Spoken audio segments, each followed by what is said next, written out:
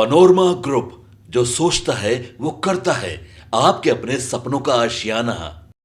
बिहार की शिक्षा व्यवस्था से जुड़ी एक अहम और सकारात्मक खबर सामने आई है। जी हां, सरकारी और आवासीय विद्यालयों में पढ़ाई की गुणवत्ता सुधारने और प्रशासनिक व्यवस्था को अधिक पारदर्शी बनाने के लिए शिक्षा विभाग ने सख्त दिशा निर्देश जारी किए हैं। आपको बता दें कि क्षेत्रीय शिक्षा उपनिदेशक ने सभी प्रधानाध्यापकों यानी कि जो प्रिंसिपल हैं उनको नई गाइडलाइन भेजते हुए ब्लैक बोर्ड के नियमित और सही उपयोग के साथ साथ आकस्मिक अवकाश पंजी के अनिवार्य उसका जो संधारण है उसका निर्देश दिया। आपको बता दें कि दरअसल हालिया निरीक्षणों में यह पाया गया कि कई विद्यालयों में ब्लैक बोर्ड का उपयोग केवल औपचारिकता बनकर रह गया है।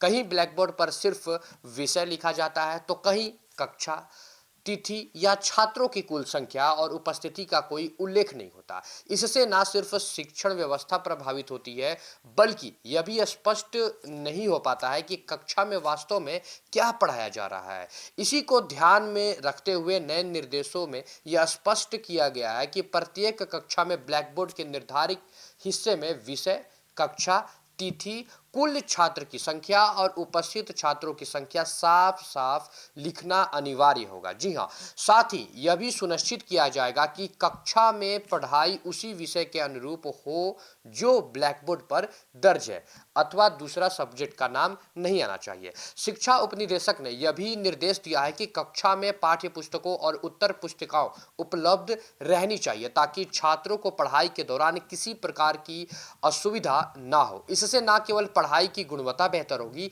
बल्कि छात्रों की समझ और सीखने की जो प्रतिक्रिया है वो भी मजबूत होगी।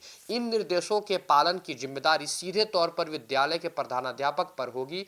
प्रधानाध्यापकों को विद्यालय स्तर पर नियमित निरीक्षण करना होगा। यदि निरीक्षण के दौरान यह पाया जाता है कि ब्लैक बोर्ड के उपयोग में लापरवाही बढ़ती जा रही है तो संबंधित शिक्षक या विद्यालय प्रशासन के खिलाफ कार्रवाई की जाएगी कि आपने ऐसा क्यों नहीं करा जब आपको रूल बताया गया। तो इसके साथ ही शिक्षा विभाग ने आकस्मिक अवकाश पंजी के सही संधारण पर भी विषय जोर दिया है। जी हाँ, निरीक्षण के दौरान यह सामने आया है कि कई विद्यालयों में या तो यह पंजी उपलब्ध नहीं है या फिर इसे सही तरीके से संधारित नहीं किया जा रहा है। इससे शिक्षकों और कर्मचारियों के अवकाश से जुड़े रिकॉर्ड में बहुत ज़्यादा गड़बड़ी पाई गई है। आपको बता दें कि नई गाइडलाइन के अनुसार अब प्रत्येक विद्यालय में आकस्मिक अवकाश पंजी रखना अनिवार्य होगा। शिक्षक और अन्य कर्मचारी नियमानुसार अवकाश आवेदन करेंगे और इसका पूरा विवरण पंजी में दर्ज किया जाएगा। विभागीय निरीक्षण के दौरान अधिकारी इसकी जांच करेंगे और लापरवाही पाए जाने पर